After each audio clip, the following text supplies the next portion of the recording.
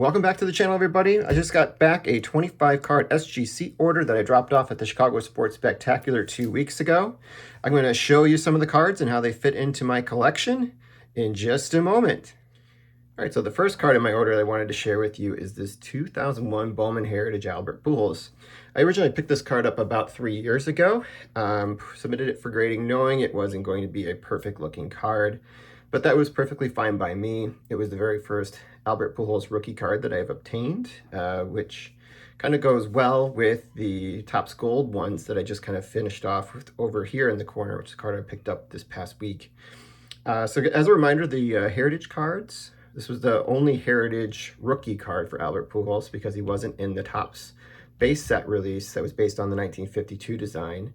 And this is actually a short print card. All the rookie cards are short print, including the Ichiro and also the Chase Utley, who's up for Hall of Fame consideration this year. It's based off the 1948 Bowman design. They're much larger than the original cards, but are designed very similar. What's interesting about this card is actually it was a 2001 release that included his 2001 stats on the back. During this time, Topps actually would release their, it was a 2001 release where they actually had the 2001 stats.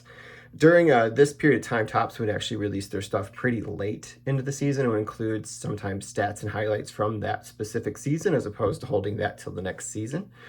So this one kind of mentions what he was able to do during the season and also winning Rookie of the Year, and that's also why we have this 2001 Rookie of the Year card and featuring Ichiro and Albert Pujols too, is because they waited to release this until those rewards were given and the seasons were over. So that was the first one I got. I got an 8.5, and that's about what I expected. The next card was also another modern card, and actually the only autograph I submitted in the order. This is a 2001 Bowman Heritage reprint autograph based on the 1948 Bowman design. The reason I picked this card up is because he, like Bob Feller, were the only two Hall of Famers that actually signed for this release. And so it goes well when I pair it with the 1948 Bowman card of him that I picked up recently at the National, as well as the Bob Feller card that I've shown before on the channel that is autographed. And so you can see these side by side. Which is really cool, kind of seeing them together, in my opinion. So you can see both of them autographed side by side. And you can also, if you wanted to, make a little design where you have these together with their original card. And I can actually include the 1948 Bowman Bob Feller, which is my favorite Bob Feller to date of cards that I own. So not surprised that it got exactly the same grade as the Bob Feller card. I thought the card might get a little bit of a higher grade and go for 9 because it's a little more centered than the Feller. But I'm perfectly fine with both the autographs being graded at 10s with SGC, and as you know, they don't provide an auto grade unless it is a 10, so I'm pretty pleased with that. The next set of cards I'm going to show you are cards that kind of fill in some gaps in my collection. Some of these are cards that I've had in my collection for many years, and I've just never submitted them for grading. Grading is still new to me. This was only like my real second ever time doing it. I did do 2 submissions at the National, but this was really like my second time doing it when I did it this past month. Some of these are cards I picked up recently at card shows, whereas others I've had for going on 20 plus years, and I just wanted to kind of get them graded. I have a lot of good memories of picking them up, so let's start first with a card I picked up at a Mother's Day show last year. So I've had this card for about 18 months, and at the time I wanted to be able to get it graded. And at the time, I didn't really have a lot of cards from the 58 Topps set. As you can see here, we have an Ellie Fox card, but this one I picked up along with a 53 Bowman Color Whitey Ford from the same dealer, which I've since gotten graded.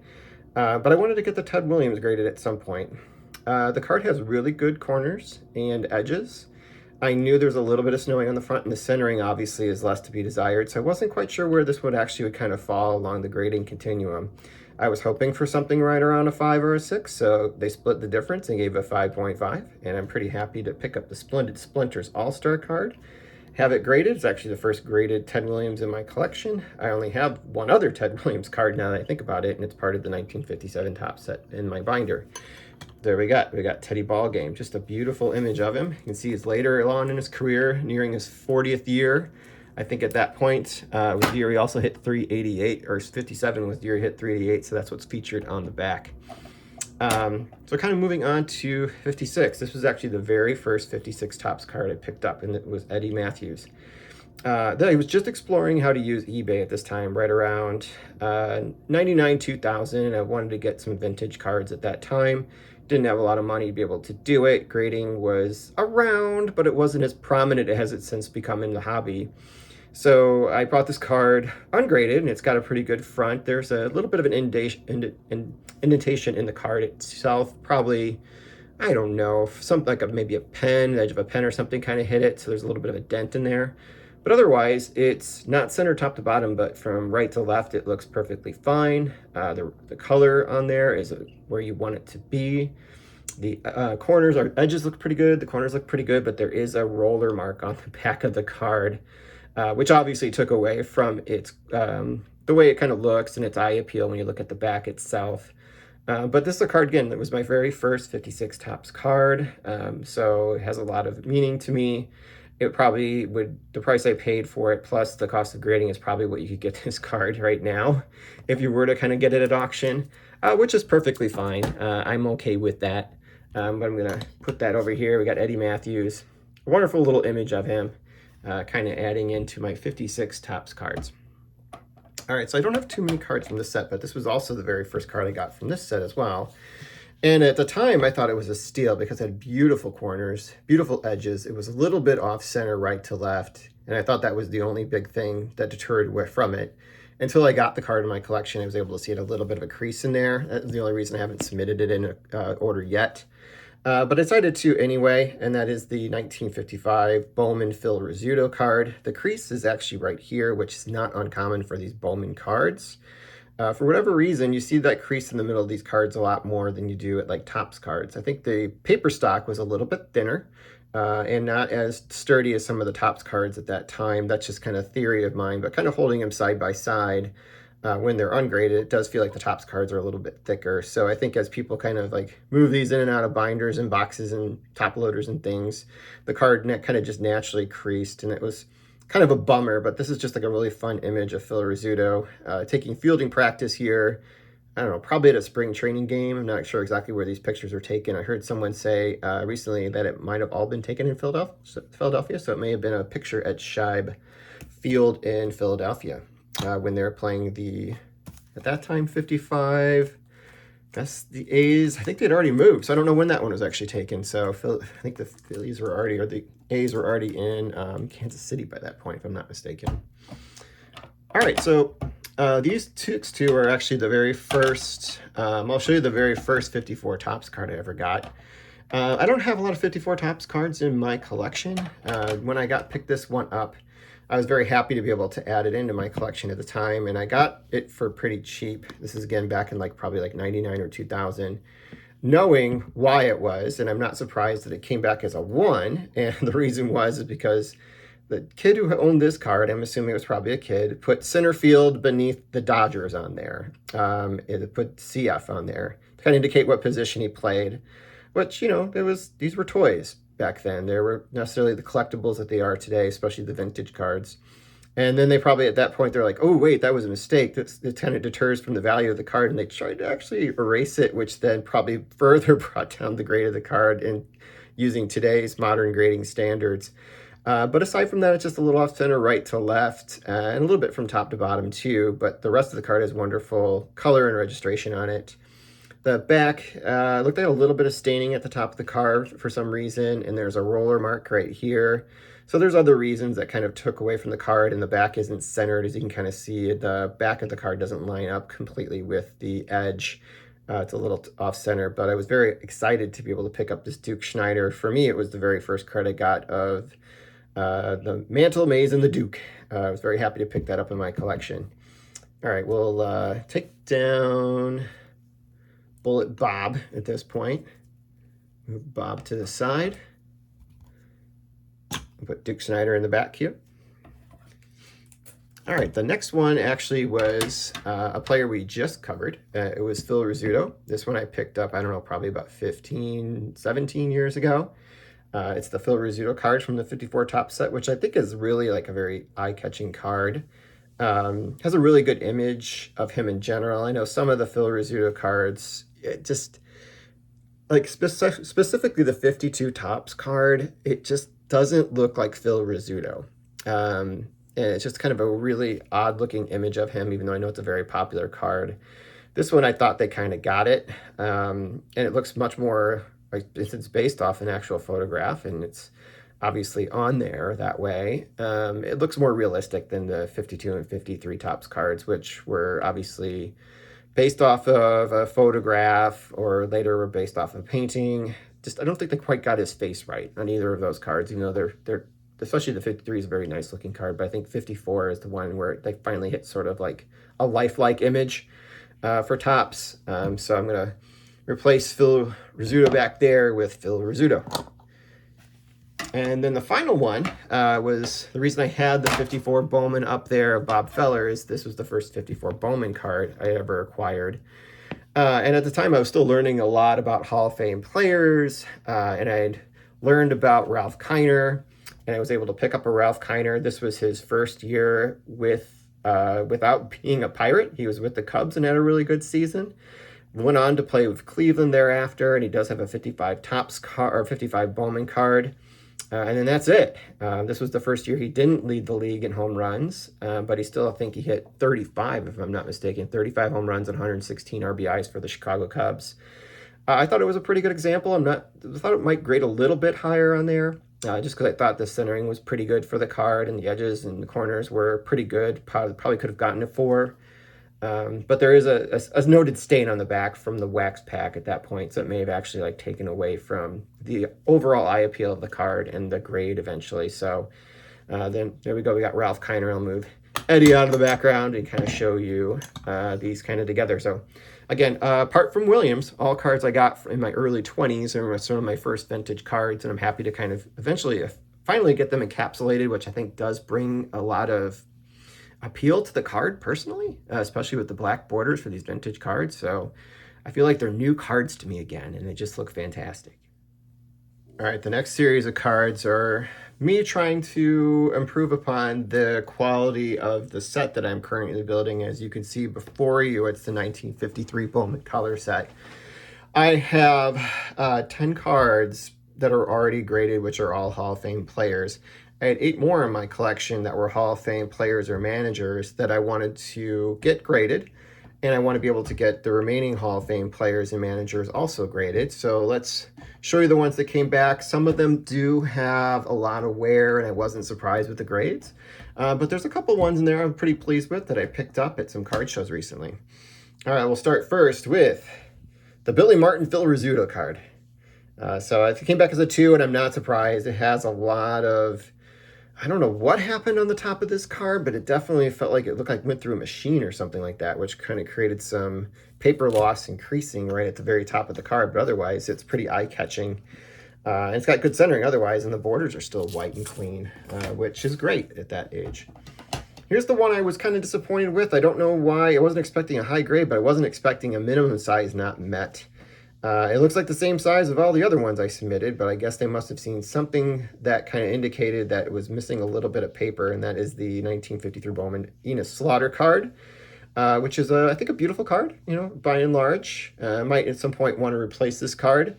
And now I got the 3 Cardinal Hall of Famers on there. You can see Musial in the back, but we've also got Red Shandies there, along with Enos Country Slaughter.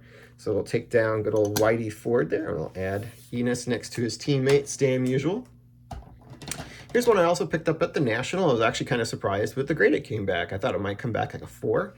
Came back a 5. And actually, it's the Ralph Kiner, which was his last year with the Pittsburgh Pirates. He's got a Topps and Bowman card released in 53. And this is just a beautiful image here at the Polo Grounds of him. I know it's a pose of him kind of looking like he's anticipating a pitch, but boy, is it a beautiful card. I'm going to take Stan down, so I'm sorry for everybody who likes that card. I'm going to move Stan to the background, and I'm going to put Ralph Kiner in here. All right, the next one is another one that came back pretty high, which was a card. It was a card show pickup from last November, and that's the George Kell card. Him with the Boston Red Sox here right before he went over to the White Sox for a couple seasons before he finished his career out in Baltimore. So it came back a 4. Happy with that one. So I'll put him in the corner there. Take down the Spawn. Here I have a local kid who made good in Cleveland, and this is a card actually with him being a more or less a manager with Boston, but he briefly was a player manager, and that is the one and only Lou Boudreau. Obviously, if you mentioned he is from Harvey, Illinois, and he actually has a field named after him if you were to go to Harvey, Illinois, which is not too far from Chicago here. It's considered kind of a suburb of Chicago. But here we got with the Boston Red Sox standing out of the dugout here at Yankee Stadium. I think it's just kind of a really cool image of him. You could probably would consider this a manager card at this point in his career, because I think he only had 4 at-bats the previous season on there. So, yeah, so he wasn't really an active player at that time. Sticking with the manager theme, this one I was hoping to get a little bit of a higher grade, but we have Leo the Lip DeRocher. This is an exciting card, and I will probably bring it back out. I wish I'd gotten a higher grade on it, but I will bring it back out when I'm able to pick up his Diamond Star card and talk a little bit more about Leo the Lip and what the character he was in baseball history. Probably one of the most entertaining and controversial managers that you'll have ever met in the history of baseball. I know that's maybe debatable with Billy Martin kind of in that category as well. But there we got Leo the Lip at that point with the Dodgers, right after he was let go by the with the Giants after he was let go by the Brooklyn Dodgers. Staying with the Giants, we actually have Monty Irvin. This was also a card show pickup. This is a 1953 Bowman color as well. Hall of Fame, former Negro League player as well. I got a Monty Irvin here that came back a 4. So I'll put it in the background here to replace the Kiner at this point. Oop, almost knocked down Lou. Didn't mean to do that. And our final one from here is Richie Ashburn, which is one of the first Bowman color. He and Lou Boudreau, I think, were actually the very first Bowman color cards I picked up. They were ungraded. I picked them up at a card shop back in, I believe it was 2019 is when we picked up these 2 cards. I think I paid, I don't know, $10 for both of them. And they both came back 2s. So actually, if I were to sell them, I would probably make a little bit of a profit on that, but they are going right into my set collection. So hope you guys enjoyed that part. I'm going to move on to a few other cards now. All right, so the next 4 cards were actually a little bit of an experiment for me. I have been able to acquire some 52 Topps cards over the course of this past year. These 2 were card show pickups. This was a recent purchase. This was the one I've had the longest. That's a graded card, which is the Enos Slaughter here in the background. But I got some commons actually out of a purchase recently when I was trying to be able to bid on a lot of 48 Bowmans for the set. And I didn't win the Bowman cards, but I did win the Topps cards. So I decided to submit those 3, which I thought looked really good for grading, to kind of see what grades they'd come back at, so I have a better estimate of like how to submit cards from this set for grading in the future. Because I thought that they had a good chance of getting mid grades, and one in particular I thought might go a little bit higher than that. But first, let's start with the only Hall of Famer I submitted, which was Red Shandy's. So this one I knew was a little bit beat up, but I'm like, oh, what the heck. To get probably a similar graded card would probably cost about the same amount I paid for it, and also to get graded. So we'll put Red Shandy's over here in the corner, replacing another great Cardinal, Johnny Mize, in there. And let's go into the 4 commons. We'll start with the lower grades, going to the higher grades in this one. The first one was former Giant and briefly a White Sox player, Don Mueller. I just think this looks great. This horizontal card in a holder, I think, just really finishes it off. It's a really cool image of him, and I thought it may have actually graded a little bit higher. But not surprised it didn't go any lower than a 3.5. It's got good centering on there and good coloring, but there's a little bit of staining on the corners on there. And they're not exactly perfect. They definitely have some rounding on there. But there's no noticeable crease in the card, no notable marks on the card that I could tell. And I was very happy kind of getting it back in the condition that I did in a 3.5. So there we got Don Mueller. An interesting fact about Don Mueller is that he hit, like, I think 340 something one season. I think it was 1953 or 4. Might have been 1952. And he was second place in the batting title to his teammate, Willie Mays. All right, then we got a little known ball player, Leo Kelly, or Leo Keeley, I guess is probably the best way to kind of pronounce his last name. Pitched for the Red Sox briefly. Didn't stick around the major leagues for very long, but I just thought this was a great image. on there. I like some of the 52 Topps cards where you just have like a color background as opposed to like a stadium or something else in there. So I think they kind of pop when you see a card like that in comparison to some of the other ones that don't have that same feature. So we'll put him over here in the corner. Actually, I'll take down Enos, move him up to the front, and I'll put him in the back. And the final one I submitted, I thought this card had a potential of actually grading pretty high because the edges were extraordinarily sharp. 3 of the 4 of the corners were very sharp, but it was very off-center, and I thought that would kind of bring down the card. So I was still kind of thinking it had a chance at maybe a 6, and then on a really wild day, go as high as a 7. Came back a 5.5. This is the Tom Upton, played briefly for the Washington Senators. Very happy with the grade, actually, even at a 5.5. I was really pleased it still came back as an excellent plus. So with this item, I did look it up on the SGC website, and I know people don't submit a lot of comments for grading, but they do for this set because it's an iconic set, and people are always trying to put this set together in graded card condition and stuff like that, so they will purchase these items. This was a Pop 2, and it only had, I think, 2 cards that were graded higher so far, at least with the SGC submission scale that they currently use. So I was pretty happy to be able to kind of pick up that item and adding it into my 52 Topps graded collection thus far. The next item I'm going to show you is actually my very first pre-war purchase, and I purchased this, I think, back in 2002, if I'm not mistaken. At the time, I knew it was a Hall of Famer, and I wanted it at an auction over eBay.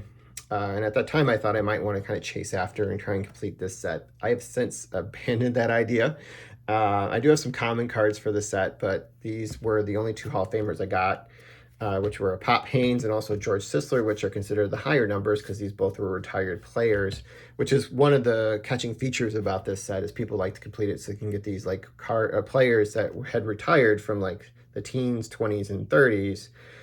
In a modern day set, as opposed to kind of having to chase down their player day cards, which are much more expensive from those eras. They have since become very expensive cards themselves, but are still relatively cheap in comparison to cards of their playing days.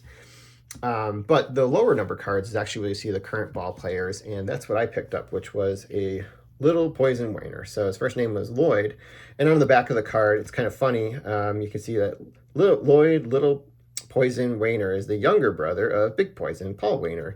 So they kind of mentioned that on the card. So it came back a 4, which is fantastic. I thought it may come back like a 3 or something like that, but I was pretty happy it came back as a solid 4, which fits in nicely with the cards I have so far for this set. And of course, the only playing day Hall of Famer I have from this set thus far.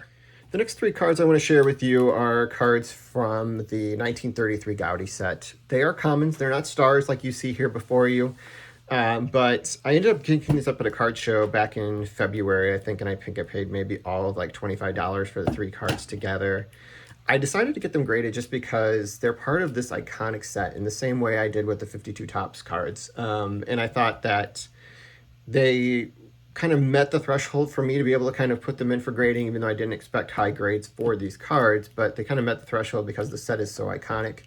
Maybe one of the 3 most iconic sets from 1952 and earlier. I would kind of put the T206 cards in there along with 52 Topps, ones that were kind of like changed the hobby at that time. So let me show you the cards without further ado. So the first one is a Walter Brown. I couldn't find a lot about this player himself. I think he played a little bit during the war years. They mention him being acquired by the Yankees on the back of this card, but he never pitched for the Yankees. But I did find a Walter Brown that pitched for the Browns for just 1 season in his 30s and never played professional baseball again. I think that's who that is.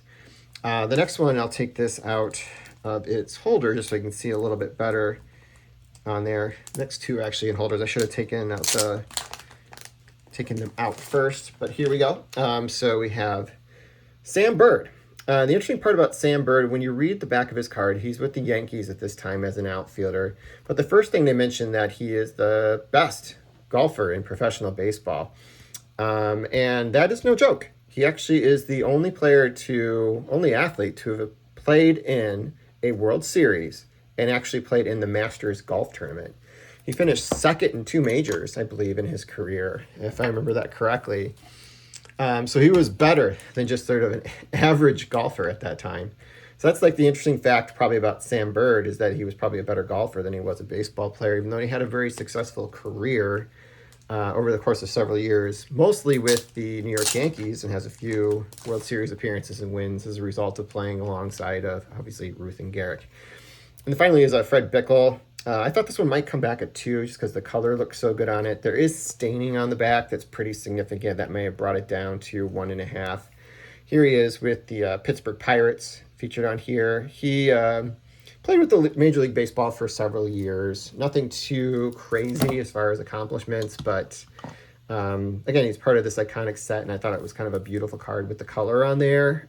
So I wanted to kind of add it in there. So now I have a few more graded cards from this iconic set, which makes me very pleased and happy that they all came back with a grade and didn't come back with an authentic, despite how worn all 3 of these cards were.